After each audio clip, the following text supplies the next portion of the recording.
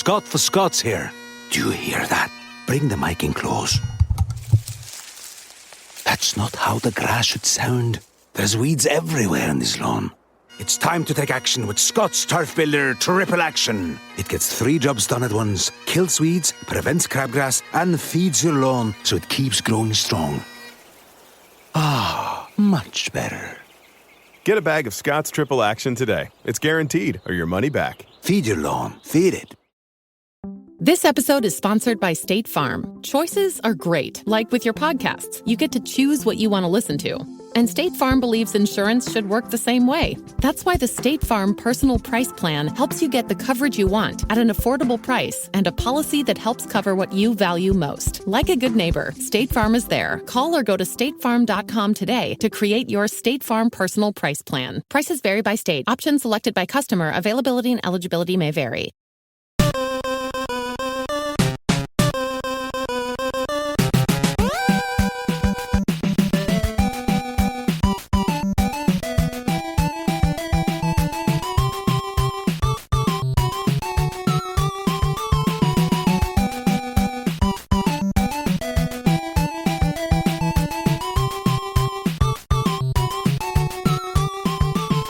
Welcome to the family here on Purple Mafia.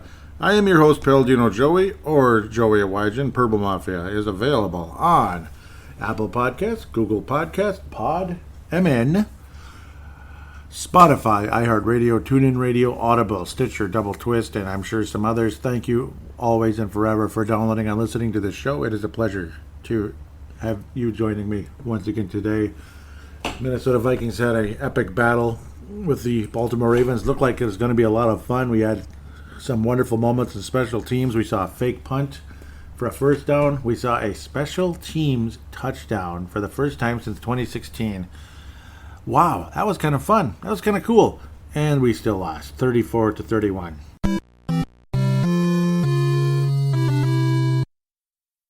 Didn't you just know it would happen that way? Didn't you just know, especially once it got to be to overtime? And naturally, we picked heads this time.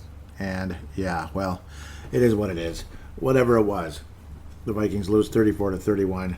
Lots of interesting things happened during the course of this game. And once you saw Justin Tucker line up for a 36-yard, it was like, well, yeah, you know, I mean, he can make 66 yards. And yeah, whatever. He never misses, especially late in games. The governor is still applied on this offense. I mean, you see all the possibilities. You saw a deep pass to Justin Jefferson for a touchdown.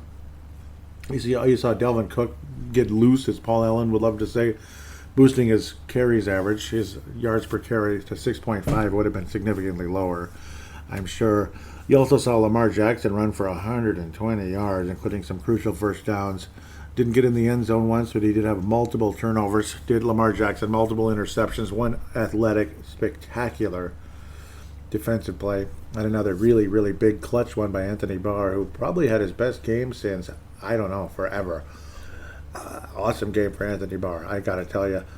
Cameron Bynum, wow, what what a spectacular play by Cameron Bynum. The athleticism on that interception was something to see. And again, Anthony Barr looked like he had us in position to win the game. And we still end up getting nowhere because the governor's been applied. The governor's never going to come off as long as it's, as long as it's Mike Zimmer and Clint Kubiak in charge of the offense, per se. Mike Zimmer's obviously not in charge of the offense, but he's the head coach and he makes the final decision on things and all that and what kind of offensive coordinator he wants to hire. I don't know, man. I mean, why would you, if you know your head's on the platter or you're on the hot seat and all that good stuff, you know you're on the hot seat, and you hire a guy who's 33 years old just because his last name is Kubiak. I don't know. I mean, I don't hate Clint Kubiak. I have nothing against the guy. But I don't know. I mean, I'm not seeing anything spectacular out of him. When you have weapons like this, you think you'd see something a little more, and it's just not there. It's just not happening. And I don't understand. I don't understand it. Why would you hire a guy like that unless literally it was like a Red McComb situation where, Mike Tice, guess what? You're probably possibly in your last year, so we're going to hire Steve Loney. Yeah, that's all you get. You get to hire Steve Loney for $250,000 a year. Now, of course, all of us listening and myself would take $250,000 a year in a heartbeat. But offensive coordinator in the National Football League is usually a little bit more, lucrative than $250 a year. Steve Loney, who was a unqualified offensive line coach, had no business running any offense ever. It was just, it's a miracle that team did anything. It was actually kind of fun, believe it or not, fun season. But let's digress back where we need to be. Clint Kubiak, I don't know. You could rip him all we want, but Mike Zimmer hired him. He hired him. I can't imagine the Wolves saying, no, screw you, that's all you get. I don't know. Sometimes being loyal to someone is not necessary. It's just not necessary. You can't do better than that. We can't go a little better. Or it's just because you want to have the ultra-conservative style forever. I guess you do. Maybe you just wanted to have somebody you can control. Well, controlling somebody ain't going to get it done, my friend. Minnesota Vikings at 3-5 on the season have 0 Super Bowl aspirations at 3-5. There's always a chance, especially if you're an expansion team in the NFL or you've sucked forever. Wow, we're 3-5. We just might have a little crack at the playoffs, like the Jacksonville Jaguars used to talk about many years ago when they first started to kind of move in the right direction. Little we know how awful they'd be after they had a couple of really good early seasons over there in Jacksonville, down there in Jacksonville in the Panhandle. The Vikings defense played really well, but when the offense is just basically punting the ball away time and time again with 3-and-outs and checkdowns and BS outside of a couple of spectacular plays, again, you got to see the deep pass to Justin Jefferson. That wound up as a touchdown. Oh, it just felt so good. Defensive breakdown by the Baltimore Ravens and all that, but I don't know. When Tyler Conklin is leading you in, targets with 7, when Adam Thielen is targeted 7 times and he has 6 yards in the game. Whoa, yeah. You're not going to win anything. I don't care who you're playing against, if it's the Baltimore Ravens, the Jacksonville Jaguars, the Miami Dolphins, the Golden Gophers. The Vikings might have lost to the Gophers. No, I don't think they would have. The Gophers were horrendous against Illinois. I don't think they showed up. I don't care about the Gopher football team, quite honestly. I'll take the NFL over college any day of the week. Both kickers made everything. That's great. Thank you, Greg Joseph. You deserve to remain in the NFL, in my opinion. He does. I'm not trying to be sarcastic or rude. He does. Jordan Berry was flat out spectacular, though he did have a touchback, but 2 of them in the 20. Thank you very much. We needed you, Jordan Berry, because of the governor applied to this defense. That's never going to go away. Sheldon Richardson, a sack and a half after how invisible he's been all season. Anthony Barr, downright spectacular the entire game, including that interception that put us in position to win the game when all we needed was the field goal, and we couldn't even move. We were like in quicksand because of the coaching. Because of the coaching, you can kind of guess who the Fran Tarkenton might be, maybe, with the way I'm talking, and who the Christian Palmer Memorial might be, maybe, with the way I'm talking. Kirk Cousins wasn't spectacular or anything, but he was okay. He was efficient. But, 187 yards and all that, and you had all this ability and all this possibilities throughout the game, and that's the best you can do. It's just, I don't know. Kenny Nwangwu, I hope I'm pronouncing it correctly, from Iowa, not the Iowa State, but from Iowa. Had the big kick return, made us all feel like $1 million, and you also had the trick play to him, of all people, that wound up being a first down on a fake punt. That was pretty cool. You got to see some fun stuff with special teams. This is the best special teams game, since forever. We've had good special teams in the past, back when Cordero Patterson was around, and when NFL rules were a little different. But now, I don't know. It was like it didn't exist anymore. It was like fair catch, or you caught the ball and you get about 3 yards. About 7. Okay, 7-yard return. All right. Okay, that's okay. 7 yards is okay. Instead of just letting the ball bounce and saying screw it, I guess we'll take over at the 5. Yeah, or forcing one out of the end zone and winding up on the 15 when you could have been at the 25, which is some of the greatest stuff I've ever seen. That's the other Iowa player, the receiver, who I'd rather not even mention because he hasn't done anything yet. The running back was the guy everyone was excited about, and man, he was good today. Kenny Nwangwu, finally healthy and ready to roll. That guy's a good player. He's a good player, and I can't believe we saw a 98-yard special teams touchdown today, and we saw a 50-yard touchdown pass to Justin Jefferson. You saw a 66-yard scamper by Dalvin Cook. You saw an interception in Baltimore territory in overtime. And we lost. Yeah, we lost. That's great. That's just great. Isn't that wonderful? Doesn't that make you feel like $1 million? We lost. Yeah, we lost. It's okay. That's part of life, Just flush this one out, and we just came up short. We tried really hard, and everything was great, and stuff. No, it's bullshit. Pardon my French. I'm gonna leave that in there. It's BS. We lost in a game like this. Come on. I mean, Baltimore had everything going against them. I mean, John Harbaugh was almost crying on the sideline with all the plays that were going against him, all the holding calls. And, I mean, I can't even imagine. I mean, one call after another was going against him. I'm not blaming the refs for a damn thing, even though it got frustrating and monotonous, especially some holding calls late that were just brutal, but it was our own fault. I'm not really mad at the refs. I'm mad at the Vikings. I'm mad at the Vikings. I'm mad at the coaching. I'm mad at the lack of discipline. I'm mad at the lack of creativity, despite there was some creativity, and then you quickly went away from it, real quickly. Why isn't KJ Osborne getting the ball more? Why isn't KJ Osborne getting the ball more? I mean, why are we 3 and out every time we have any type of golden opportunity to blow this team right out of the water? If this Viking team, if this coaching staff, I'm going to say this now. I'm going to say this first as a disclaimer. Mike Zimmer has forgotten more about football than I'll ever know. So this is with all due respect in that sense. A football team that actually knows what the F they're doing out there would have blown this Baltimore team out of the water. And Harbaugh would have been screaming at his team in the locker room at the end of the game. Or not screaming at him maybe, but giving them hell of time. Because they played like crap. The turnovers, the bad penalties by Baltimore. The Vikings should have blown this team out today. And you end up losing.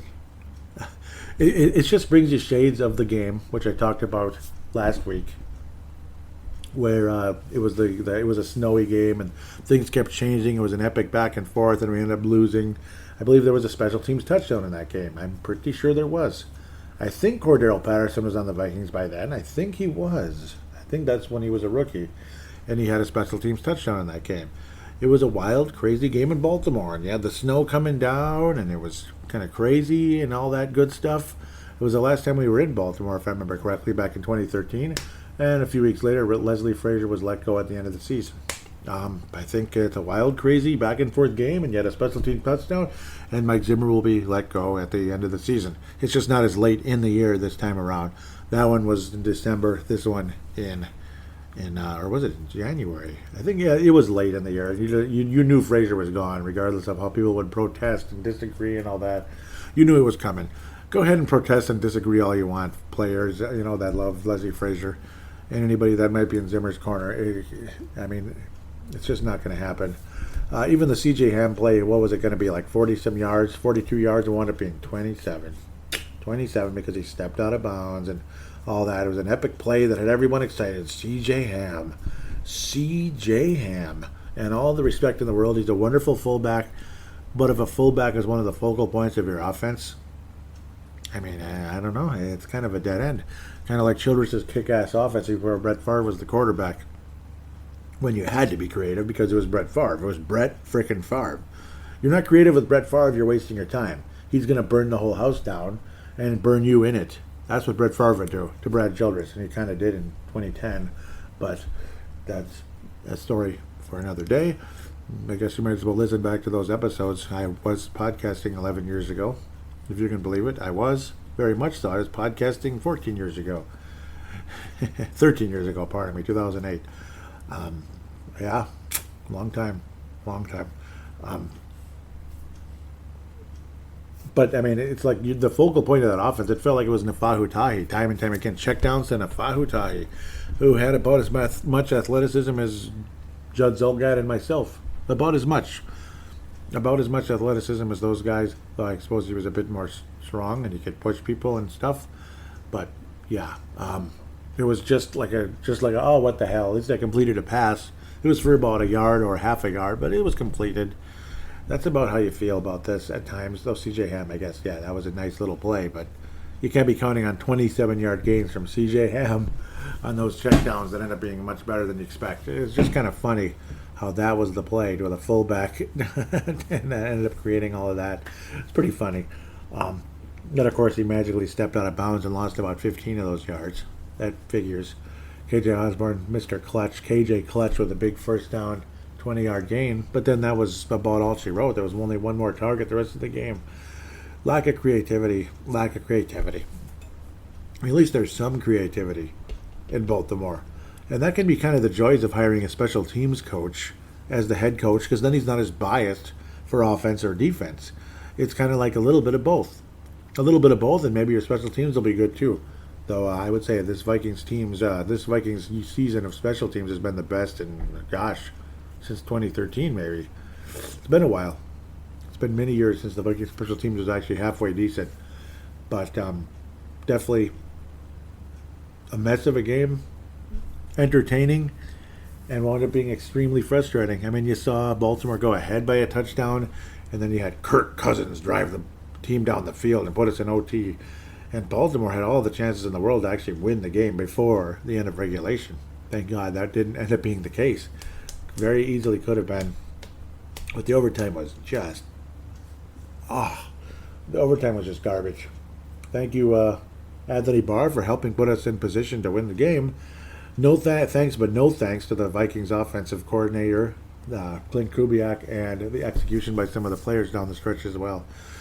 Obviously, the Vikings defense, they played absolutely great in the game, but when Baltimore had the ball pretty much the entire game because of the lack of creativity on the offense, eventually, 45 minutes of time of possession, or was it even longer? It might have been longer. I think it was. Why am I looking at point spreads?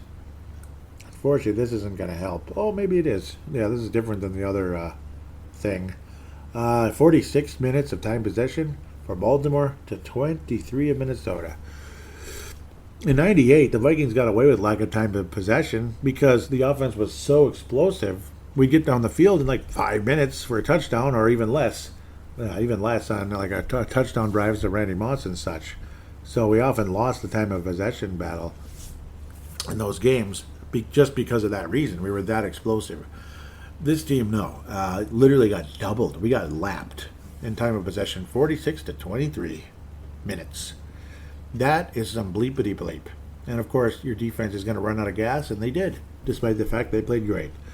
Third down efficiency, wonderful. Just wonderful for us. 5 of 14 again. Fourth down efficiency, both teams converted on all of their fourth downs in today's game. 5 of 5 total, 3 of 3 for Baltimore. Baltimore and Minnesota also efficient on fourth down, 2 of 2, so appreciate that. Baltimore 500 total yards in the game to Minnesota's 318. 247 yards net rushing for Baltimore, though. Again, Lamar Jackson absolutely obliterated the Minnesota Vikings in this game. I don't know what more is to say. They're definitely a threat in the AFC again. First place in that AFC North, which has been all over the place all season. You thought it was going to be Cleveland, then maybe Cincinnati, maybe Pittsburgh, just for old time's sake. And now Baltimore is the team that you'd think was the best team. They had a 14-2 season 2 years ago. And they still have an NFL MVP candidate type of player in Lamar Jackson, even though he's an absolute mess sometimes, as much as I love him, particularly coming out of college. There was a time I thought he should be the number 1 pick in the draft overall, period. I don't know if he's on that level, but he's certainly a hell of a player, and I'd take him in Minnesota any day. Entertaining as a football fan, frustrating as Mickey Frickety Blankety Blank as a Viking fan. It leaves you just kind of pulling your hair out once again and begging to God, please Lord, let this team have a new coach and a better fit for this roster overall next season. A more of a balanced-minded coach, offensive generally speaking, but balanced as well. Not like Dennis Green, where he was like, defense, what's that? I don't give a crap about those guys. Where you literally saw one of the best defenses in football completely depleted into almost nothing by 98. It's one of the reasons why the Vikings couldn't stop the Falcons. I still remember the commercials back then. It was like, Chris Carter, Robert Smith, Jake Reed, Randy Moss. Ooh, makes you kind of wonder who's going to stop us. And I remember somebody called in to Paul Allen show when he was brand new on the air, him and PA and Dubé back then. They were brand new. They were actually fill-ins for Jesse Ventura, who was running for governor. And his victory as governor that year is what opened the door for Paul Allen and Jeff Dubé to have a full-time job in KFAN at that 9 to noon slot, so to speak. PA's been there ever since. Dubé obviously had his issues, unfortunately, as much as I like the guy. It's too bad. But somebody called into the show, and long story longer, pardon me for blabbing, and said, makes you kind of wonder, though, who are we going to stop? Because it was like there was no pass rush at all back then. So it's stuff like that. Long story, much longer. You don't want to have a coach that is way one-sided, one way or the other. It's a miracle that we have such a talented offense with Mike Zimmer as head coach. But I guess that might be Rick Spielman or just the natural vibe you get in the NFL, where Spielman's kind of aware of it, this and that, where you can't just be all defense. You just can't. If you are, well, it's cute and everything, but yeah, you might go 9-8. You might go 10-7. You might win a playoff game. And winning a playoff game isn't enough. Not for Minnesota Viking fans who, you know, if you're a bit older, in your 50s and beyond, you've seen 4 Super Bowl losses. If you're 40, like me, or, you know, slightly 40 like me or older, you've seen 6 NFC Championship games lost in a row. SIX. That's a lot, man. If you're in your 20s, you've seen a couple NFC title games lost in heartbreaking fashion in one of them, and they're getting blown out in the other. There's only one thing left. It's win a Super Bowl for this franchise. Winning a playoff game ain't enough for a lot of us, and I stand by that 100%. Anybody that says we want to see a Super Bowl championship before we die, hand is up, hand is raised. I'm not thinking about dying at age 42 or 52 or 62 or 72 or 82. I'm not even thinking. I don't want that thought even anywhere near me. But still, let's go. Come on, let's go. I mean, it's got to happen one of these years. Probably not this year, but just saying. I mean, we got to have a coach that's the right fit for this roster and has the right vision for the offense and is balanced-minded at the end of the day. With that said, the Fred Tarkington Award for this show is, for the first time maybe ever, I don't remember if he got one way back when he was like a rookie or second year, because I have bashed the guy up and down for years. Anthony Barr, congratulations. Fran Tarkington Award for Anthony Barr. He actually went into coverage and made a really good play. And he was really good the whole game. Anthony Barr, congratulations, Fran Tarkington Award winner. Christian Ponder Award, is it Greg Joseph? Why would it be him? He made everything. Is it Kirk Cousins? Why? He didn't turn the ball over. Yeah, sometimes he gets scared and checks down, but that's not all his fault. It's not all his fault. I don't love Kirk Cousins. I'm not married to him, and if he's off the team next year, that's okay, depending on there's some kind of vision to get us in the right position. Why would it be Adam Thielen's fault? Terrible offense, man. Terrible offensive vision. 6 yards. Oh, it's definitely not his fault. It's definitely not Conklin's fault. He got 45 yards. Woohoo. And I can't really rip on the defense too much. They were banged up. There's like this guy out, that guy out. No Harrison Smith. That's kind of crazy. I didn't even mention that Danielle Hunter's out for the season with that pectoral injury. The minute I heard pec, it's like, forget it. It's over.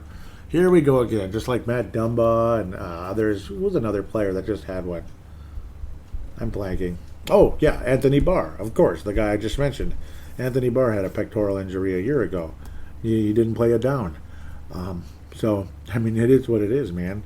Pectoral injury, that's just game over. It's a serious thing, and it takes time. I mean, like your the chest muscles that connect to your shoulder. Oh, God, that's bad. Like by your armpits and such, you know, your actual chest muscles that you bench press with. That's got even a slightest hair. Oh, boy. Whew. I felt like a microscopic hair around there before. It hurt for about 5 years. 5 years. Years, not months. Yep. it was kind of off and on because it was microscopic and it kind of just slowly healed. But when it's an actual tear, like probably happened with our buddy Daniel Hunter, so the fact he wasn't there didn't help, and yet the defense was still this good. Impressive. Good job. At the end of the day, lots of like Kenny Willikers, like G Willikers, K Willikers, did well out there. Bynum was solid. Bynum was good. Blah blah blah. The Christian Pounder Memorial is going to be the coaching staff, baby. It's going to be Zimmer and Kubiak. Lack of creativity, lack of vision, lack of everything. Sick of it. Absolutely sick of it. With that said, we'll take a quick break and return to look around the league and next week's opponent.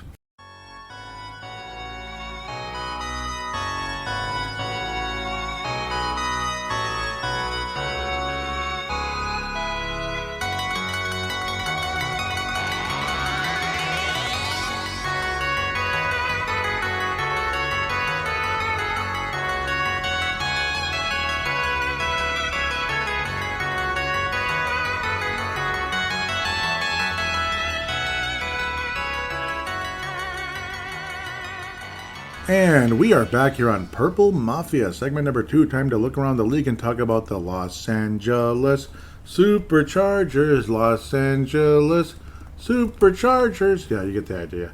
It's cool. Wish they were San Diego Superchargers, but we'll take it, I guess. That'll be an interesting one. It'll be over there. So, yeah. Well, we'll talk about it. I mean, we had some entertaining history with them over the years. That's for damn sure. Pardon me, kind of like moving things around here before I make sure. There we go. It was coming up as Chargers history versus the Vikings. Remember that Vikings versus the Chargers. So yeah, we'll talk about that in a minute. New York Jets and Indianapolis Colts. Very entertaining Thursday night football. 45-30. Pretty good stuff. And our guy who had been playing so well all year got rewarded in a big way. Carson Wentz was explosive. He was excellent. He was efficient. He kicked some butt. 3 touchdowns, no interceptions. Really nice to see Carson Wentz coming around. And the Colts back in playoff contention, kind of, with a 4-5 record. And the Jets 2-6 on the season. Just end the season. Jets just end the season. Obviously some talented players on the roster, but just not enough. Just not enough. It's just the way it is. Anderson Dejo, and Xavier Rhodes, wonderful members of the secondary for the Colts. That might be why the Jets got 30 points in the game. Oh, that wasn't a sideways shot or anything. No. Not at all. Naheem Hines had a kick return for 15 yards. I keep talking about him all the time. I talk about him all the time. I wish he was on the Vikings. 74 yards on the ground and a touchdown. I'll say it again. I talk about him all the time. I like Naheem Hines. I do. I wanted him in that draft, and it didn't happen. Jonathan Taylor was the man, as was Carson Wentz. 172 yards on the ground. Unbelievable, and 2 touchdowns. Wow. And Carson Wentz, 3 passing. Beautiful stuff. Got the Minnesota Wild versus the New York Islanders flashing in the background. Before this show is completed, I'll be watching hockey and all that good stuff, but I'll keep my best keeping up with that. Check out Brave the Wild if and when you can. If you're a hockey fan, Brave the Wild. That podcast has a similar host to this one, let's just say. Brave the Wild. Love talking about hockey. And the Minnesota Wild, they're off to a pretty good start. They're one of the best overtime teams in the league, which sounds pretty crazy considering they were the worst forever. Now they actually win in overtime. Funny. Well, Vince Germano saying he still wants a new coach and still wants the offense run a little differently, but hey, at least for one day, 41-16 over Cincy. Cincinnati, 4th place with a 5-4 record. That's a really good division, kind of like the NFC West. The AFC North is good. 4th place and with a 5-4 record, not bad. Cleveland in 3rd, and then you got Pittsburgh, Yuck, and Baltimore, classic rivals. Baker Mayfield actually didn't turn the ball over. Progress. Good job. He did not turn the ball over. Ding, ding. Okay, sorry. Joe Burrow did turn the ball over. He attempted 40 passes, too. 2 interceptions, did not throw for a touchdown. Joe Mixon ran for 2, though. Would have been a nice 2nd or 3rd running back in fantasy leagues. Why do I care? Sorry, I just do, I guess. Joe Mixon got things tied up early. And then Cleveland went on a pretty good run to get to 24-7. Cincinnati made it 24-10. And then Cleveland just went boom, boom, boom. Said, get the hell out of here, Cincinnati. This is not our house, but it's kind of our house. It's the Battle of Ohio. Because, Cleveland and Cincinnati. I don't know why I'm even making note of that. Like, who cares, right? No crap. Nick Chubb just ran right through this team like it was cold butter. They were the Cincinnati butter, not the Bengals. 2 touchdowns, 137 yards, a 70-yard scamper from Nick Chubb as he took the ball to the end zone twice in this game. The autumn wind is a Cleveland brown because it's actually orange and there's oak leaves everywhere and they're kind of orangish brown and stuff. That's the real autumn wind, or it's the autumn leaf, I guess. And the Cleveland leaves destroyed the Bengals. So I guess dog pounds can beat up on tigers, I guess. They're not really good tigers because they've had terrible seasons historically, and they're still waiting to win a single playoff game since 1988 when they were the AFC champions, and they had to make one more stop to be world champions that year. Think about how close they were. Think about that. But that's how it goes when you go against the legendary Joe Montana. That's how it goes. That's how it goes. Man, Cincinnati could have won a Super Bowl in 1988. Do you realize that? That's the last time they won a single playoff game. Every time I think about that, it just blows my mind. That's why I bring it up all the time. I bring it up all the time for a reason, because it's just, it's crazy. It's crazy. Win a freaking playoff game, Cincinnati. That's all I got to say about that. Cleveland needs to start winning playoff games too, because I think all of us want to see the Cleveland Browns go on a run. OBJ I don't like him. I don't like OBJ. I don't care about any of that crap. I'm glad to see Cleveland Browns finally getting back in gear a little bit here. It's a shame to see Cincinnati falling off the face of the earth, but go Browns. Good job. Good job, and, we'll see. Vince Romano not impressed with Cincinnati. Dallas Cowboys, no problem against the Vikings. Well, yeah, there was plenty of problems. The Vikings should have won that game standing still. How many times have we said that this season, by the way? That the Minnesota Vikings should have beaten Cleveland. We should have won the Cincinnati game. We should have beaten Arizona. Do you realize the Vikings should have beaten Arizona? The Arizona Cardinals would have been 1-1. Did you realize that? A team that started 7-0, 6-0. Do you realize that? Just sit down and analyze that for yourself for a minute. Put that into perspective. The Minnesota Vikings should have beaten Arizona. We could have easily beaten Cleveland. Should have beaten Dallas. Shoulda, and didn't. And then the Denver Broncos, who went to Dallas, doubled them up basically, close enough, 30-16. just wrap your head around that. Wrap your head around that. Teddy Bridgewater actually threw kind of deep on a play too. Kinda. 44-yard touchdown, and it was a beauty. I love Teddy Bridgewater. It's just, I guess he threw deep, kind of, sort of, and the Broncos beat Dallas easily. They were up 16-0, 19-0, 27, 30-0. Do you realize that? Do you hear this? Dallas got 16 points in garbage time. Dak Prescott played, good for him. This is with Dak Prescott at quarterback too. Yeah, not some Cooper. I don't even remember what his name is. Cooper Duper. It doesn't matter who he is. It doesn't matter if it's Gary Cooper. I don't care who it is. It doesn't matter. Yeah, we are the Vikings. Are just just win a football game that you're supposed to win once in a while. That would have been nice. Vikings could have been in the playoffs standing still this year, especially now with the whole drama going on with Aaron Rodgers. I'd like to talk about it, but maybe I'll save that for freedom of thought. I'm probably going to have to do that because I think you're all going to hate my guts. You're all going to hate my guts if I get too deep in that. Not all of you, but a lot of you. I know Gerald String is very happy about the Broncos winning, but he's probably equally pissed off that the Vikings couldn't do something similar versus Cooper. And not Cooper Cup, but Cooper whatever. Cooper Duper. Gary Cooper. I don't care. There's just no business for that. There's just no business. Let's just move on quickly before I get more upset. Miami Dolphins won a game because it was against Houston, who's even worse. Well, Houston will have the number 1 pick on the draft. I'm sure they're going to be going quarterback. I have absolutely zero knowledge about the 2022 NFL draft right now, so don't ask. Don't laugh at me if I don't know who it is. Maybe it's somebody who's obvious. I don't know. I don't care right now, even though I probably should. Because, yeah, it's just not time yet. I'm kind of enjoying the NFL season despite the fact, yeah, the Vikings should probably be like 6-2 right now, maybe 7-1. Doesn't that just make you sick? God, makes me sick. Miami Dolphins won a game, though. I'm actually very happy. I like the Dolphins.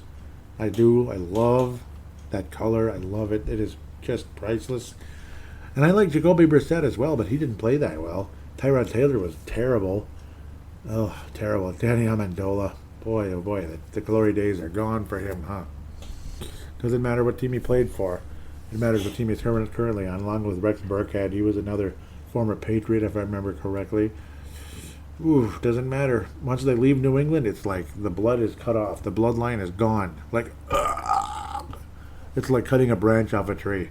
Oh, sorry, that didn't work out. It's just, life is gone. It's like every coach that ever left the coaching tree of Mr. What's-His-Face, Belichick, the guy I really respect, obviously. Were other coaching trees like Bill Walsh and, why am I blanking? I'm just losing it now. But obviously the former Packer coach. Beautiful coaching tree. Mike Holmgren. I don't know why I'm blanking on that one. He hasn't coached for a while. It's like you plant it in the ground and the roots would just sprout, and there you go. You know, with guys like John Gruden and such. I'll get off that. Miami Dolphins win, though. Congratulations, 17-9. There isn't a whole lot to say about the Dolphins and the Houston Texans. Just thought I'd go back and daydream into the past again, because that's all I'm good at. Seems like Jalen Waddle did get 83 yards, though, on 8 targets. I'm just, go Dolphins, I guess. It's their second win of the year. They should be better, but they're not, unfortunately. Let's just keep going. Saints and Atlanta Falcons. And now you got Jameis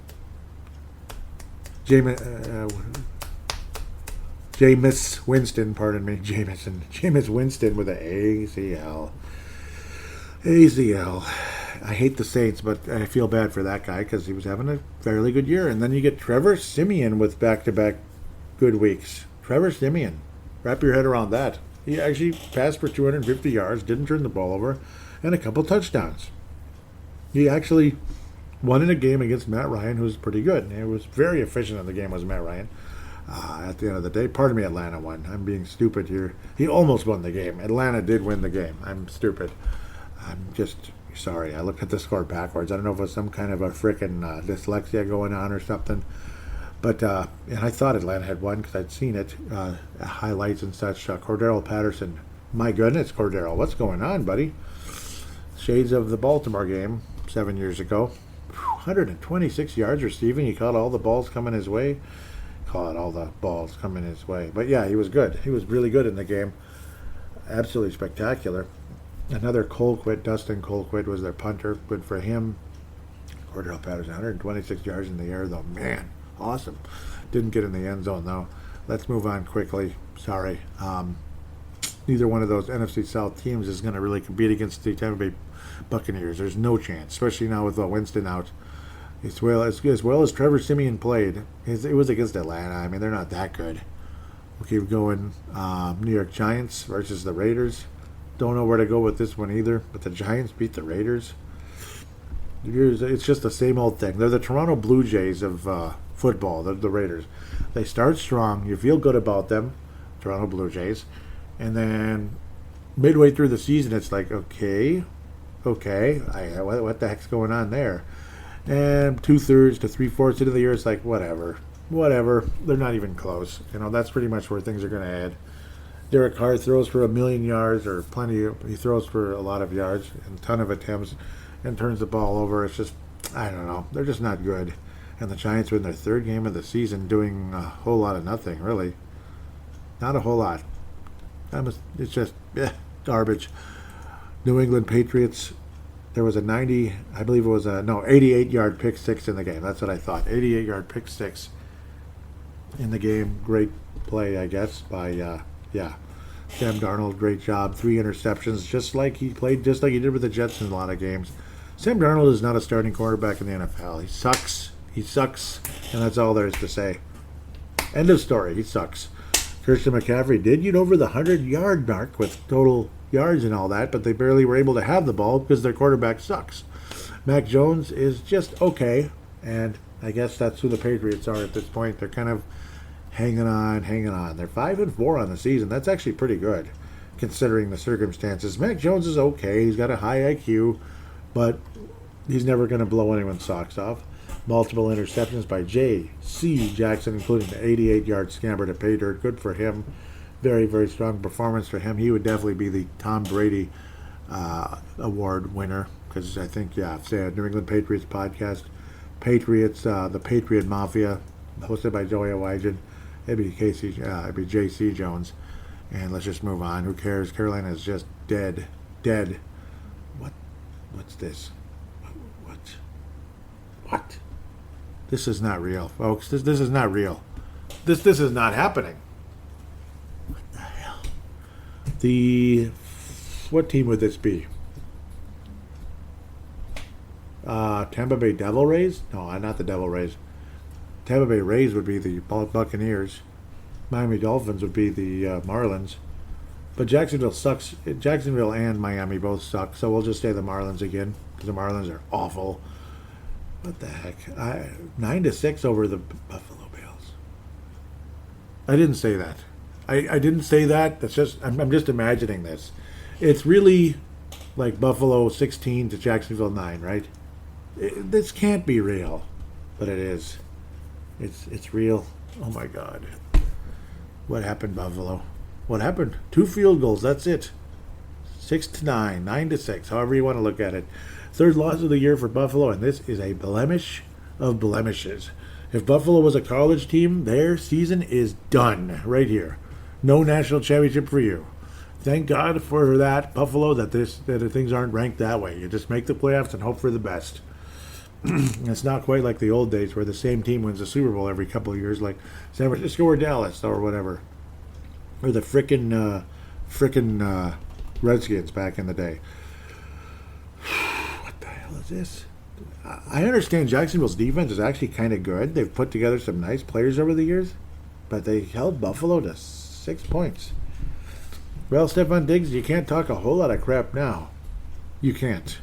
I bet you were probably laughing at us losing today and how the offense doesn't make a whole lot of damn sense, but you put up 6 points against Jacksonville. I mean, that's pathetic, man. Pathetic. So much for an MVP award. Josh Allen ain't getting no MVP with a game like this. Oh, my God. 3 turnovers, a fumble lost, 2 interceptions. He attempted 47 passes in the game. 47 passes for Josh Allen in the game. And that's it. I don't know. They were a little too pass-heavy in the game. They ran the ball a total of 14 times throughout the game with 3 different people. Josh Allen, Devin Singletary, and Zach Moss. And they got virtually nowhere except for Josh Allen's 22-yard scamper. I don't know what to make of this, but I don't know. My pick of Buffalo winning the Super Bowl looks pretty stupid right now. We'll see. That can change quickly. I mean, the Giants looked awful during most of 2007, including against the Vikings. The Vikings slaughtered the New York Giants in New York, which I just never imagined happening. Slaughtered them. What was it, like 44-21 or something like that? And then they end up beating the undefeated Patriots in the Super Bowl. And they end up beating a 13-3 Packer team. It's pretty impressive. Let's keep moving. Arizona Cardinals back to their winning ways after not beating Green Bay, dropping to 7-1 at the time. Now they're 8-1, and they are the number 1 team in the NFC. Get your home field ready to roll now, because Green Bay is probably going to lose a couple of games in a row. San Francisco is the weakest team in the NFC West. There's no question about that. And Cardinals took advantage of that situation big time. And this was without Kyler Murray, who's injured. Colt McCoy, remember that name years ago, I believe, with Cleveland Browns when they were terrible. Colt McCoy, supposedly Childress liked him back in the day. Supposedly. Garoppolo, mediocre, threw for 300 yards like he always does, but just kind of mediocre. Generally speaking, though, Arizona just kind of beat the crap out of San Francisco, 31-17. Congratulations, Arizona. Number 1 team in the NFC again. Rock and roll. Sunday night is going to be the Los Angeles Rams and the Tennessee Titans. Got the Wild in the background. It is 1-1. And there is Zach Parise wearing number 11 for the New York Islanders instead of number 9. Interestingly, he wore 9 with the New Jersey Devils before. Zach Parise just on there. Skating around. It's about midway through the first period, 0-0. New York Islanders have mustered only 2 shots on net so far to the Wild's 5. But who cares? Neither team scored. Looks like Detroit's on the bye, and they're probably thanking God for that. And the Bias head to Pittsburgh Monday night. So we will not be reviewing that game, or the Tennessee versus the Los Angeles Rams, but we'll be checking that out anyway along the way. And then there's 2 other games. Obviously, the Los Angeles Chargers versus Philly, that's coming right up here in a second. But first, Green Bay with Jordan Love against the Kansas City Chiefs. Wow, I mean, as good as Green Bay can be, obviously, without Aaron Rodgers, it's like nothing. There's just nothing, because Kansas City stinks. They stink. No Super Bowl. They're not winning any Super Bowl right now. Maybe next year they'll get things back rolling in the right direction, but they stink. Jordan Love attempted 34 passes in the game, wound up with almost 200 yards, but was mediocre at best. Just kind of a baseball type of score here. Well, slightly higher, I guess. I don't know, it was like Gophers versus Illini. That's about what it was. And the Packers would have been the Gophers. I mean, Kansas City stinks, too, right now. I don't know what's going on. I know Green Bay's defense can be dangerous sometimes, but the pass rush, but they weren't that good. What did they get? 1 sack in the whole game. 1. Kansas City, 1 sack in the whole game. Their defense sucks, too. I don't know. Great. 13-7. I mean, I don't know. What else is there to say other than... yeah, I don't know. I'm going to be quiet. Maybe I'll talk about it on Freedom of Thought. I'll just leave that alone. I don't want to annoy anybody right now. I don't want to get political on Purple Mafia. It's political enough being a Viking fan, isn't it? Oh, boy. Well, Green Bay lost their second game. That's all I got to say about that. San Diego Superchargers, Los Angeles Superchargers. It still comes off your tongue. Doesn't roll off your tongue as well, but it rolls off your tongue. And there is a new song, and it sucks. Let's just stick with the San Diego Superchargers. You know, anything modern sucks. Any modern music is sucky. That's all I got to say about that. They barely beat the Philadelphia Eagles, who had they just destroyed Detroit last week. What was it, 44-6 or something? Wow, Dan Campbell. Ouch. 27-24. Next week's opponent will be in Los Angeles, California. I cannot put the city of Los Angeles with the Chargers. I refuse. They're the San Diego Chargers, damn it. I want them back in San Diego. Los Angeles is the Rams. I completely accept that. St. Louis doesn't roll off your tongue at all. Should be the St. Louis Cardinals. Or just a brand new franchise. An expansion team, if you'll allow me to say that. Since Arizona rolls off your tongue now, since they've been there forever. It sounds, like Phoenix Cardinals. It sounds foreign, doesn't it? It's hard to believe. It's hard to believe that's what they called them at first, and they really looked different back then too. Who cares? Chargers. Why am I babbling so much? Dustin Hopkins, good kicker and all that. At least I'd like to believe that. Justin Herbert. People saw him as going from Rookie of the Year to most valuable player. Jalen Hurts was okay. Attempted a couple of passes, hardly any. But Philadelphia very efficient throughout the game, to be quite honest, which gives me hope that the Vikings offense can do something against this Los Angeles Superchargers team. The problem is, can the Vikings defense hold up against the Los Angeles Superchargers as well? The Vikings should score a ton of points in the game. I believe I did pick the Baltimore game to be higher scoring, and then I was like, kind of. And it ended up being pretty high scoring. So 34-31 is pretty high at 65 points. This game, I don't know, should it be in the 50s, up 50s to 60-ish? I think somebody's going to get 30 in the game coming up versus the Chargers and the Vikings. Keenan Allen, just the ever-dangerous slot receiver who can do a heck of a lot after the carry. Lots of check-down plays at times, but they end up being more than check-downs. They end up turning into something. Mike Williams can be dangerous. Jared Cook can be dangerous. Got some nice players. Austin Eckler has been good most of the time. He wasn't too great today, but he was good enough. Herbert can run a little bit, but not that much. But he's a very dangerous passer. With the Vikings' depleted secondary, I don't know. I think the chances of the Vikings winning are not super high, other than just that determination and survival instinct that can save this team's, at least for 1 week, and save the Vikings for at least another week. Minnesota versus San Diego. This is actually the second time the Vikings played the LA Chargers. 2019 was when the Vikings were having a strong season, and we went up there and destroyed Mike Lynn's club. Or it wasn't Mike Lynn. It was Lynn. I forget his first name now, and I apologize. I feel bad about that. Anthony Lynn, and that's probably why he lost his job, because he's a defensive coordinator type of. Oh no, he is offensive coordinator. Of course I knew that, of the Detroit Lions. Anthony Lynn, yes, Anthony Lynn, offensive coordinator. Yeah, he's an offensive coach, no question about that, because he's definitely not defense. If he was, yeah, he would have been gone before that. Chargers defense hasn't been good for many years, actually. Vikings won 39-10 back in 2019.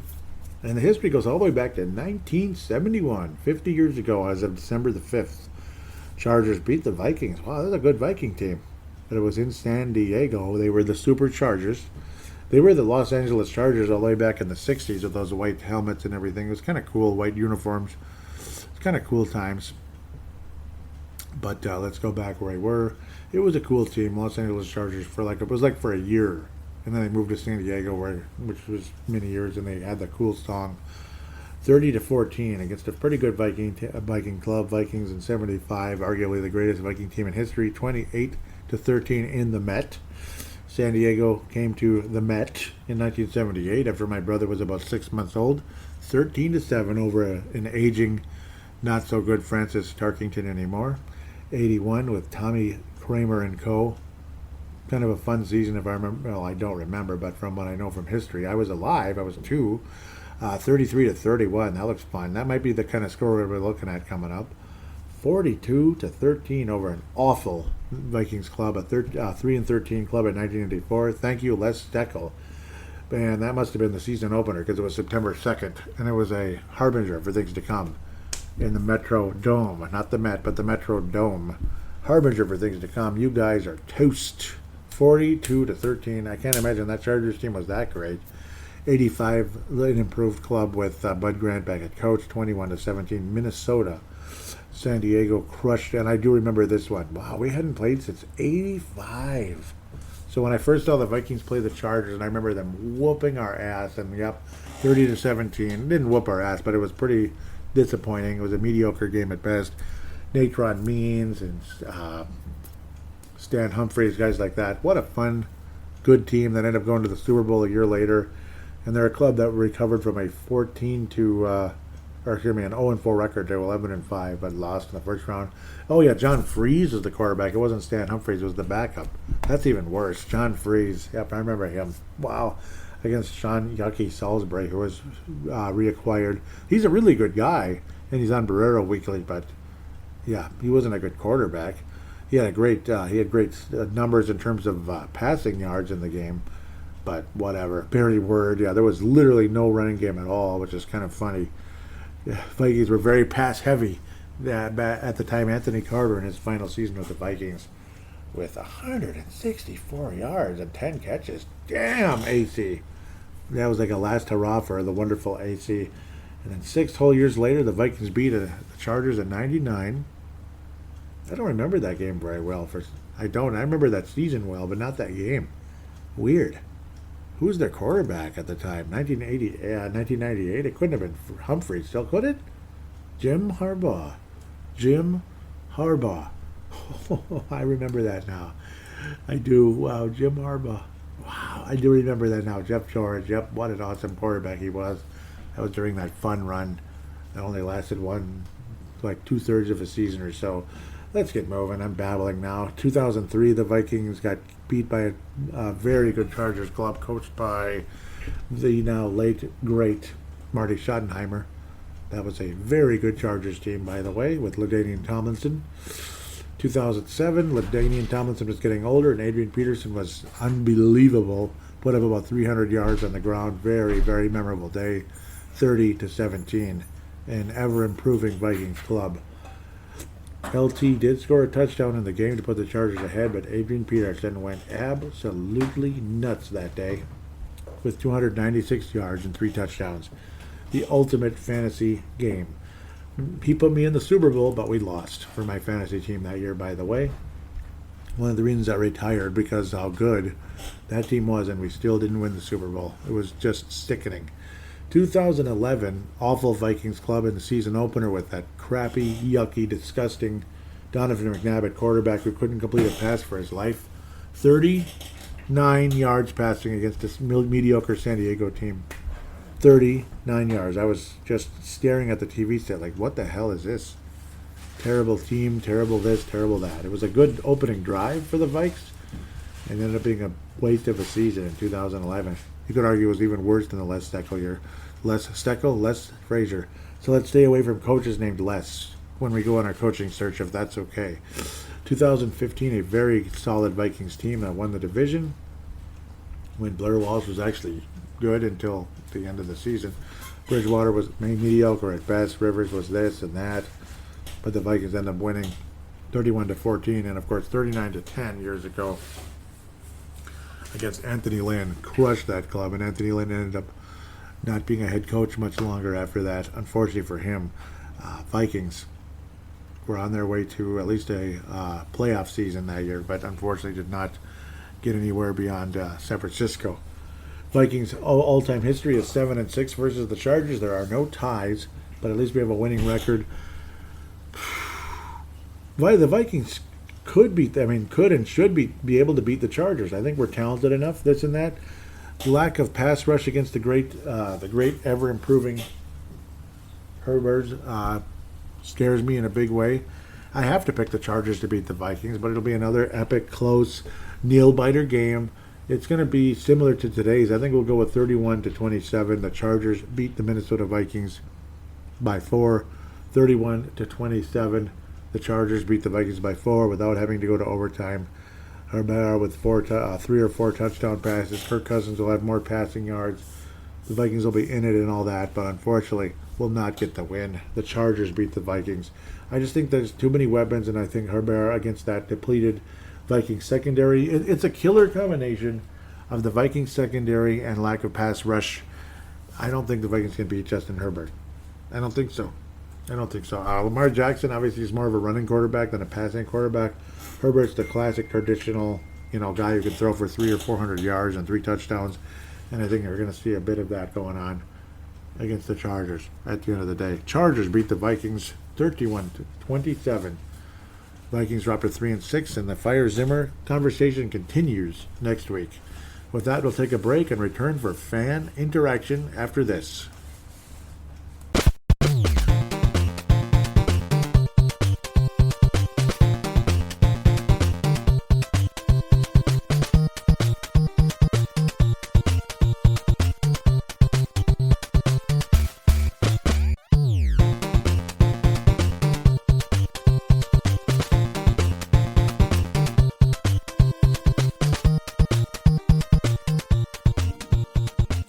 Joey, Gerald down in Nebraska, calling in for Purple Mafia. Sorry about that. I told you it's been a few weeks since I did a call, and I was going to do one last week and just never got her done. I don't even know how you get your Purple Mafia done. It's got to be a lot of work and a lot of dedication, so we appreciate it. So coming off Sunday night after we had a week off for our bye week and just absolutely laying another egg on yet another holiday, prime time, Halloween game. Yuck.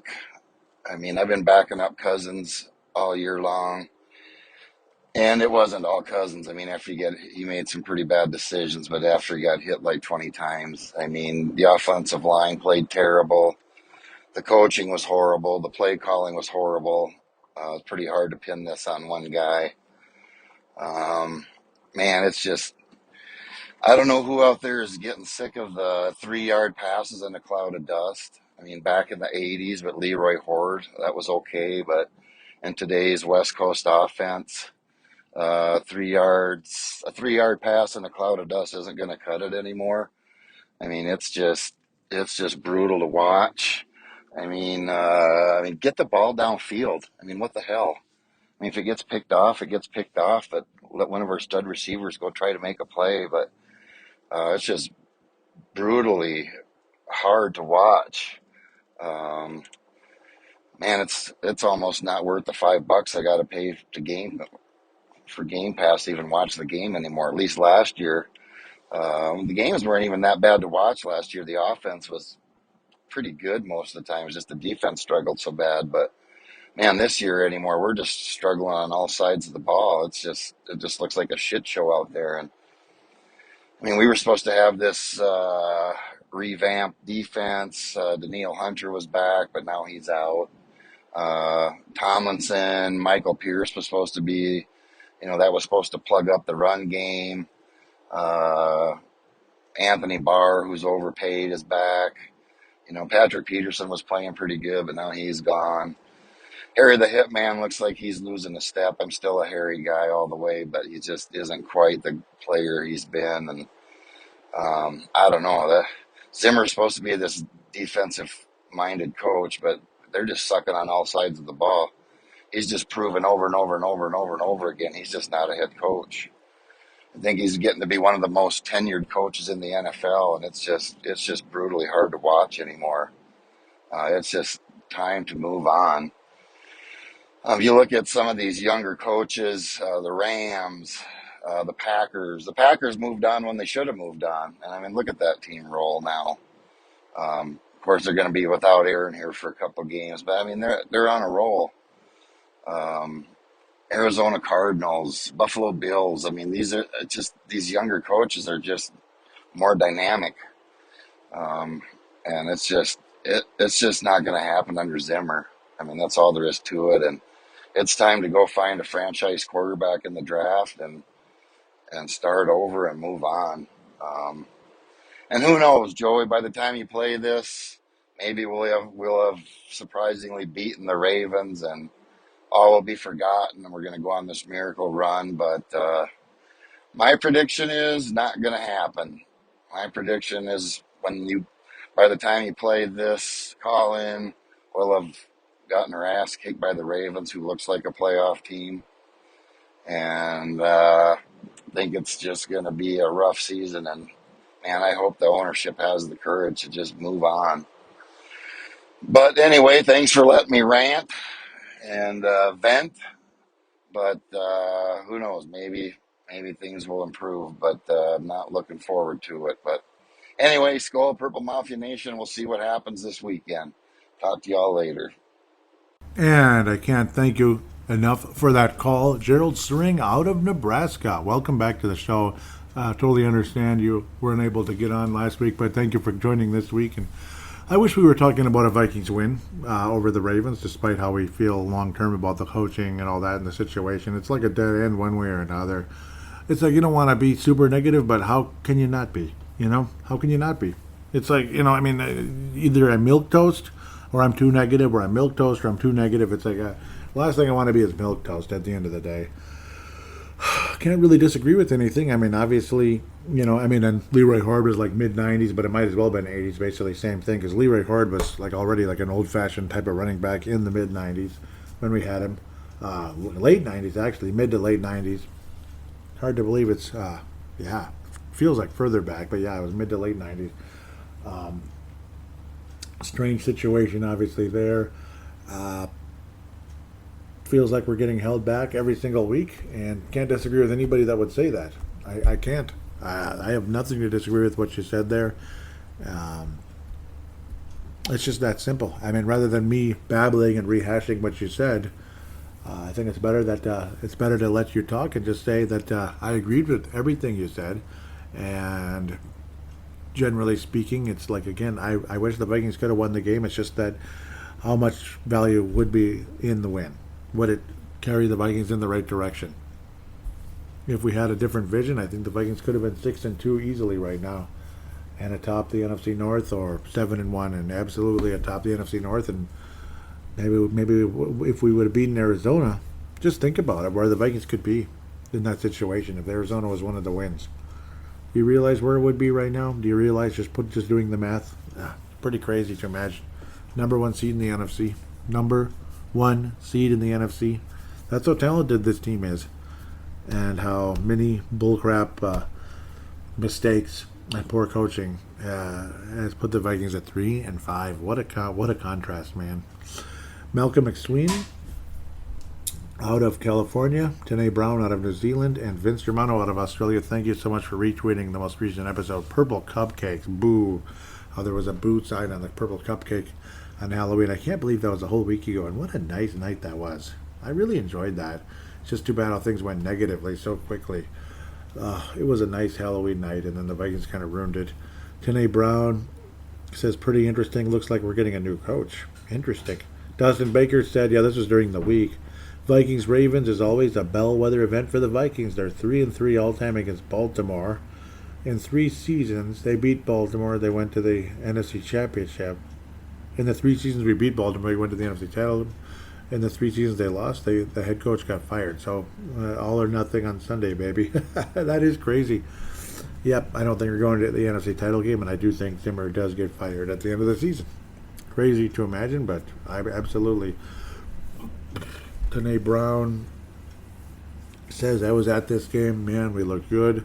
Such a fun season. Could this be the turning point for our club? I hope so. Yeah, that was the last time we played Baltimore and it was in the first time in US Bank Stadium, because obviously it's back and forth. So you were at that game tonight out of New Zealand. That's kind of cool. Yep, there was Adam Thielen and all that. So obviously this was not too long ago. Anthony Barr looked like he had a hell of a game. So interesting to imagine that that's exactly what happened today. Anthony Barr had a hell of a game. And there was Thielen. Trying to remember. Was this 17? I think it was.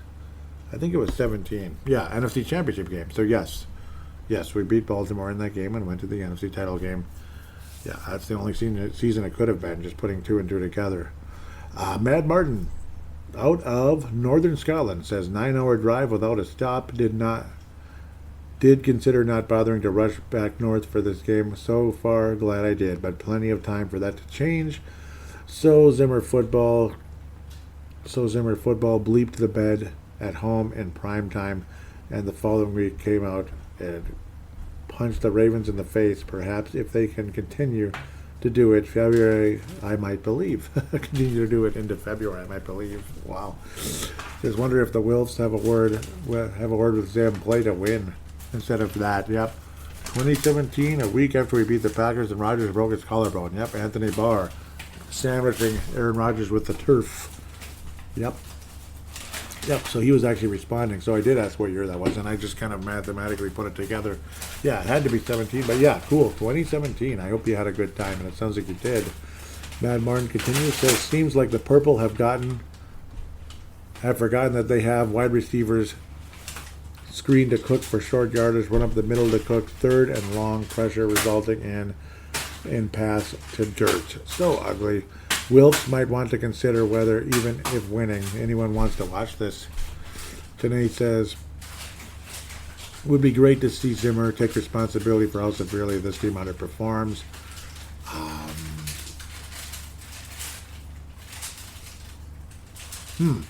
Okay, I think he was telling me how the show was. He says, that was a fun game to watch / listen to, but the loss still hurts. Season seems to be over now. Can't see a way out of the hole we're in. Would need something special, something we haven't seen all season. And I can't disagree with that one bit.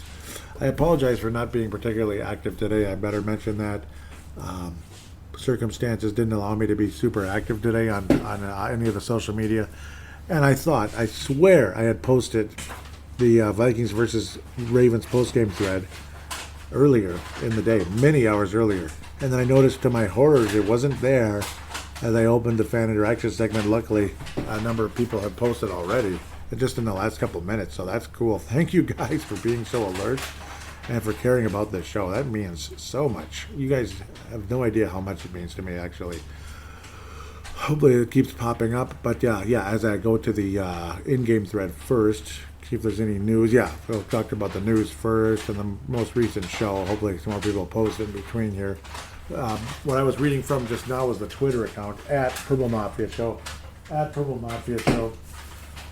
And also, I'm going to encourage you to join the Vig It application. What are they offering? Okay, no, that's something else. Social media for sports bettors. You can post about your picks and see what others are saying about games. Vig It Betting League is a month-long betting competition to see who the best sports bettor is over the course of a month. Free-to-play sportsbook, bet free coins, win real prizes. Betting stance, there's great information available on the Vig It Lifeline movement where the public is betting. This is not real money wagering. It is like fantasy betting, basically. Vig It, V-I-G-I-T, 2 different words, on Android or Apple devices. And when they ask who referred you, it is Paladinolive, all one word. I will put that in the show description. I'm also encouraging you, especially nowadays, because this is a lot of fun and how the economy is going up and down and weird and stuff, to get into cryptocurrency. This is just me doing this right here. And also, again, it can help the show because it gives, both cases, give a small donation to the show when you join. That's all it is. You join, and actually both of us get money with the crypto one.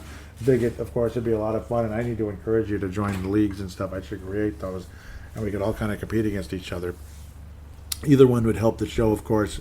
Do support both of these companies. Crypto.com. It is an application on Android or Apple devices. Again, Crypto.com. I'll put a link in there, which would then show me as a referral, and we each get $25. So you get $25, and I get $25. Meaning, and of course, that would be for the show, of course. As cryptocurrencies, there's all kinds of interesting ones out there. Some of you may right away just think of Bitcoin, this and that. There's no real limit to how small amount you can put in, just little bits and pieces at a time. If you don't want to put in a lot of money, the fees are very cheap, unless you're investing bajillions of dollars, literally. Then, of course, it's a percentage, but it's always a percentage, but it's not that much. It's very cheap. Shiba Inu, that's what I highly recommend. SHIB, that's the ticker for that one. And now, obviously, there's Dogecoin, DOGE, which a lot of people like. It's kind of fun. And then there's Dogelon Mars, which has been on a bit of a trend lately. The ticker for that one is ELON, Elon. I'm going to put a link in there. It's basically sharing the link that would then have you refer. We basically refer each other in that sense. Like I referred you, but then you get 25 for joining, and I get 25 for referring you. This and that. So it would just help both of us in a big way, and we could have a lot of fun. It would help the show in a big way if you were to join that. And hey, cryptocurrencies are pretty damn interesting. It's very interesting. You could even private message me. I'm not going to guarantee you victory or any type of profit, but it could very well easily happen in a lot of ways, and without investing a whole lot of money either. That's what's exciting about cryptocurrencies. So with that, again, now we'll go to the Facebook page. Mark Carlson on the most recent episode says, and thankfully the stuff is still coming in pretty quickly here. That's going on the post-game thread. I still deeply apologize as to why in the heck that didn't get up there. I pushed the button and it didn't show up. Mark out of Iowa. Mark Carlson says, thank you, Joy, for another fine edition of Purple Mafia. It is the highlight of my week to listen to the show. Thank you so much, Mark. Even if the team isn't playing well, I really enjoy your takes and rants on things. And of course, your sense of humor helps make it real. Otherwise, anyone could just read the stats, and that would be dry. So thanks for making time to put this together, Skull. And yeah, guys like you, Mark, are why I keep doing it. It means oh so much. It truly does. And of course, anybody, at the end of the day, even people with two jobs, I mean, anybody can have time to listen to podcasts. It's a matter of if you like it and all that. That's the fun of podcasting, though, for people, is that you can be doing something else like mowing lawns and such. As long as you have proper ear protection, you can hear everything great. Like, say, a 3M, like earmuff, whatever they're called. It'll kind of cancel out the sound, and you have your earbuds or your earphones underneath, your little earphones underneath. Even if you're mowing lawns or doing operating loud machinery, you could still listen to podcasts, and it helps you pass the time more. And hopefully, I'm providing that for people, generally speaking. Again, the Facebook page is facebook.com/Purple Mafia Show. There's a comment on the Daniil Hunter feared to have season-ending injury, and that was the pectoral. The minute they said pec, I'm like, goodbye. Mark Carlson says, you have to be kidding me, Joey. Oh, no. And yeah, I agree. It was very sad. So, The Vikings had claimed defensive end Jonah Williams off waivers from the Rams. Brad McCarthy says not enough to help this team, and I agree. There's one more comment. For some strange reason, it's like most relevant, and it only shows one. Mark Carlson said, "Who?" Yeah, I didn't know who the heck it is. Yep, I understand you there. So, now we get to the in-game thread, which is usually the biggest. In fact, it should be because it's for hours during the game there. Mike Dale says, and he's out of New York State, not New York City, says, not too confident today, sad to say, with all the key defensive players out against Lamar Jackson and all those weapons he has, luckily or unluckily, we probably won't be seeing Clint Kubiak's timid and ultra-conservative play calling because I believe the Vikings will be playing catch-up and from behind the entire game. All I can say is there better be some fight shown in this team because if they fall flat again and just roll over, it's probably curtains for the Zimmer regime, and rightfully so. He is not running this team in a matter of conductive to winning a Super Bowl. And no, he's not. He's playing not to lose, basically, rather than playing to win. And then, yes, things did change pretty dramatically. The Vikings went up by 14 points and still lost the freaking game. Mike Dale says, well, I'll be damned. We have the lead. See what happens when you actually use the awesome weapons at your disposal, Clint. Remember this. Remember this time, and don't start calling lame check-down plays just to limit mistakes. Unfortunately, they did that during the course of the game, and yeah. And there he is. There's Mike Dale saying, starting to see that overly conservative play calling creep in again. Playing to not lose with checkdowns and such, since everyone and the dogs on the streets know that we're going to run Delvin on every first down.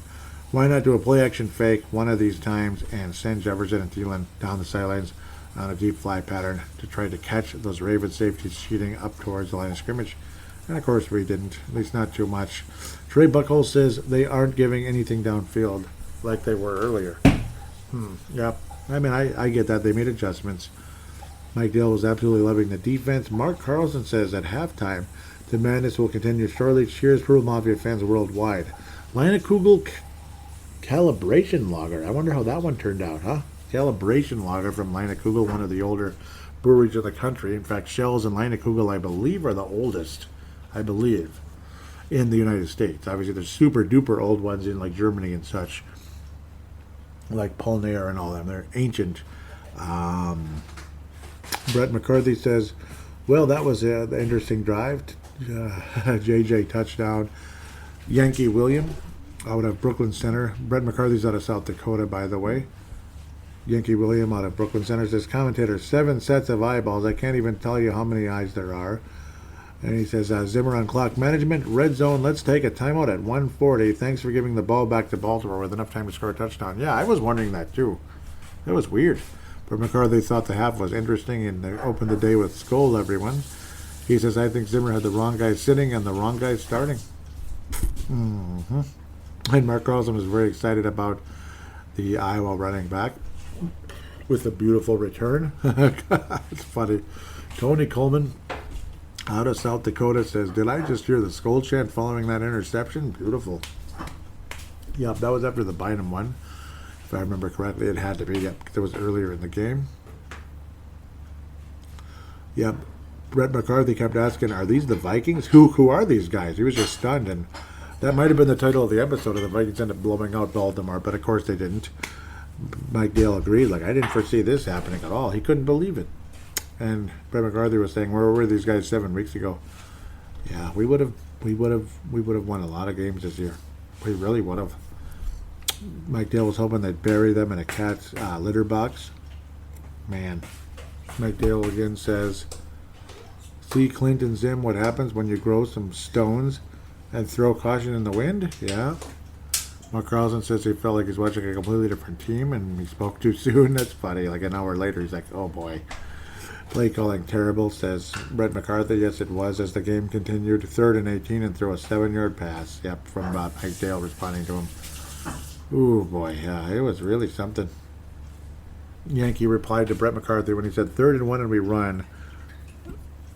Okay, we're going to run, screen maybe. And Yankee said, load the box, and the Vikings weren't creative to throw a pass, potential 1-versus-1 to beat, and a long score. Yep, he was disappointed big time. Mike Dale says, Zimmer out along with his entire cabinet of less incompetent. We've all seen the same tired, feckless script play out and repeat itself too many times. Send him packing tomorrow. I think a lot of us would like that. Stefanski is pouring on the misery and routing the Bengals, who we should have beat, just burying them in points. So glad we let him go. Sarcasm. I got to read what Vince Romano said, because I forget if he messaged me. Yeah, I think he did, and I didn't reply because I'm terrible. I thought I replied to him. Yeah. I'm going to read what Vince Romano said. He's an actual Cleveland fan. He says, even though he won, Stefanski still sucks as a play caller. So, unfortunately, some Cleveland Brown fans are not happy with Stefanski, if you guys can believe it. Some are not.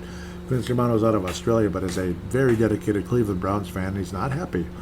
Brett McCarthy says, after the bar interception, we can't get a field goal. Great play calling, Kubiak. And that was the nail in the coffin for the Minnesota Vikings right there. And I think for Kubiak and Zimmer, it's like, seriously, that's the best you can do? Brett McCarthy says Kubiak needs to be let go. That's what he comes up with, 3 and out when it matters. Unbelievable. Yeah? Yep. Josh Mayer Henry joins in and says people need to be fired tomorrow. This team has no leadership. That's why they can't hold on to a lead. They get way too soft and conservative when they have a lead. Then they can't come back. Eric Mostard, welcome back, says 2 series, 2 touchdowns. I'll take that action. Yeah, that was at the beginning. Mike Dale says, we're so unbelievably bad at stopping the run even when we know it's coming. Brett McCarthy says, haven't heard... What the hell? Haven't heard Barr's name all day. Maybe he could make a difference one time this year. He was pretty good, though, generally speaking. You called it Barr with a pick. Yep, Josh Mayer Henry, yep. Yeah, I actually gave him the player of the game, if you can believe it. Maybe I'm crazy, but he put the Vikings in good position there. Brad McCarthy says Vikings need to clean house after this loss, starting with Kubiak this week. He said, well, the defense is gases after that 10-minute drive. Yep, they were gassed. Yankee said, here we go again, coming down to the wire because we can't get shit going, and defense exhausted from being on the field for 10 minutes. Brad McCarthy says, I don't know about the rest of you, but I can't take too many more of these types of games. So this is when things start going south with the Vikings in the third quarter. Wow, that was quick right after he typed it. That was about Barr from Dave Hickey. Yep. Oh, yeah. Here's another one. Yep. Brad McCarthy says, we better answer with a touchdown after that drive. Unsportsmanlike conduct hurt. Yeah, that was really dumb. Really dumb. Like, was it Metellus on the sideline pushed the Ravens running back after making the catch for a first down, just pushed him. I don't know what he was thinking. So that was pretty dumb. Vikings had made a stop, and then they added it even further. Not made a stop. They didn't make the stop. And then used something stupid just to make it worse. As frustrating as it was to begin with. So, let's, yep. Brad McCarthy thought it was unreal. And Jerry Hicks, welcome back, out of St. Louis, says, and I still remember you, Jerry Hicks, he says, WTF was that play calling an OT. Brutal. Yeah, that was a...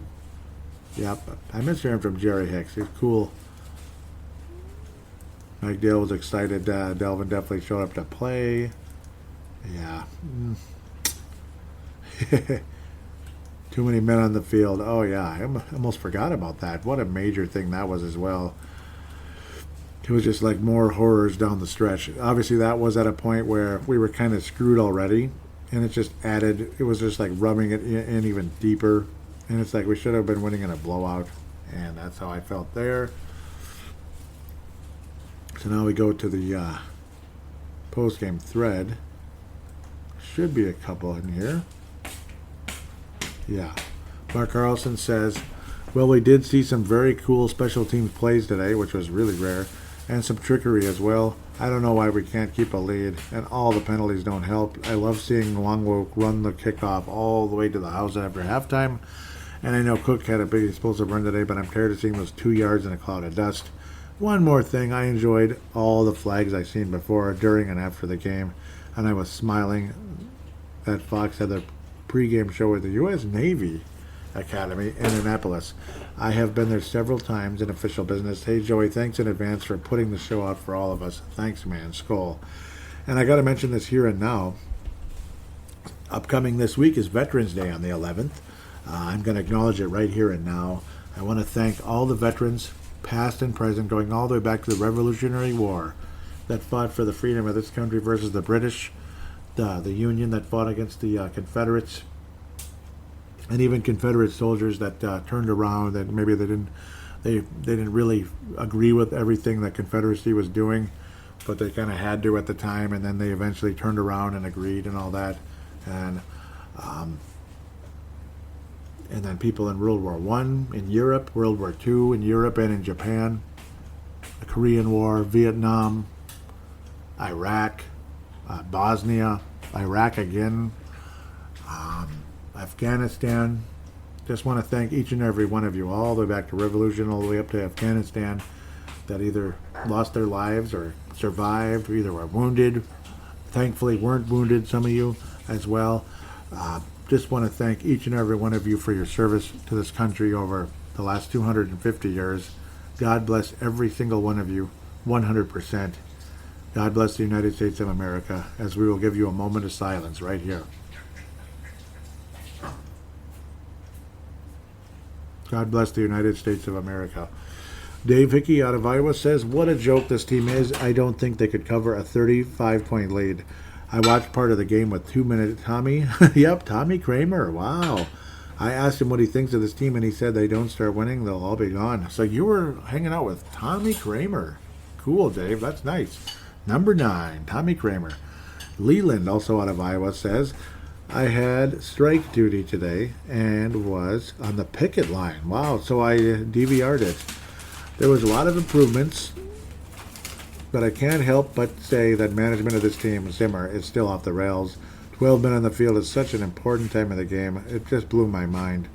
Way too many 3-and-outs when it matters. Also, this team's season is circling the bottom of the toilet. And for a few more losses, it'll be completely flushed. The next 9 games look pretty tough. Yankee will wrap things up saying, according to history, we'll either be firing their head coach or going to the NFC Championship. I'm good with either one. Yep, that's true.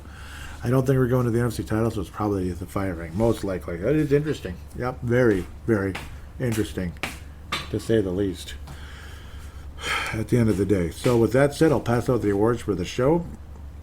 I got to give the gold star to Mark Carlson today. Obviously, the veteran. He was a veteran in the first Iraq War in the early 90s, back in 91. And also, obviously, very good takes, very cool, kind things to say. Awesome. Thank you, and God bless you, Mark Carlson, out of Iowa.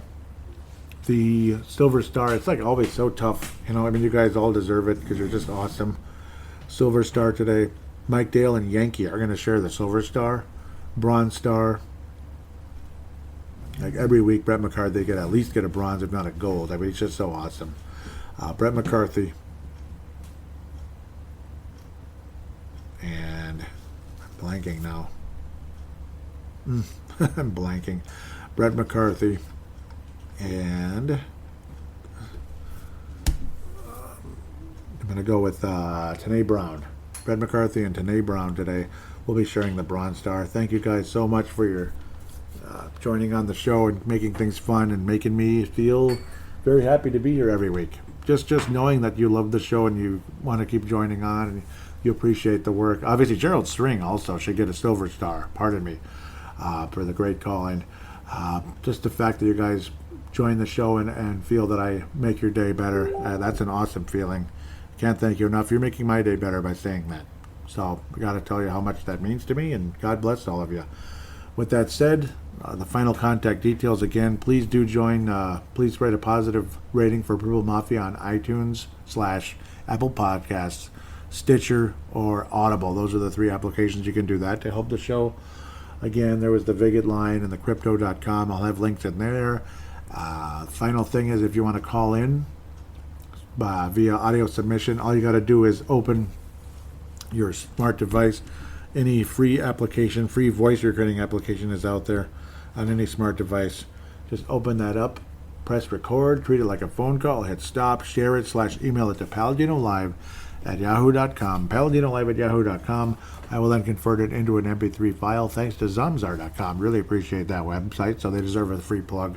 Helps the show a lot.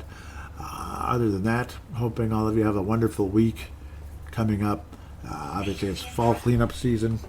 unfortunately, but I'm able to keep up miraculously as as the weather continues to change and all that. Hope you had a good Halloween. Hope you have a good Thanksgiving coming up. Of course, we'll have a few shows before that. Until then, and don't get mad at anybody for putting up Christmas lights early. I think it's a nice thing. The more Christmas lights are out, the better. I think it's good. I just want ones with colors, not just white ones, even though the white ones are okay sometimes too. With that said, hope all of you have a great week, and we'll be back to review the Los Angeles Chargers game.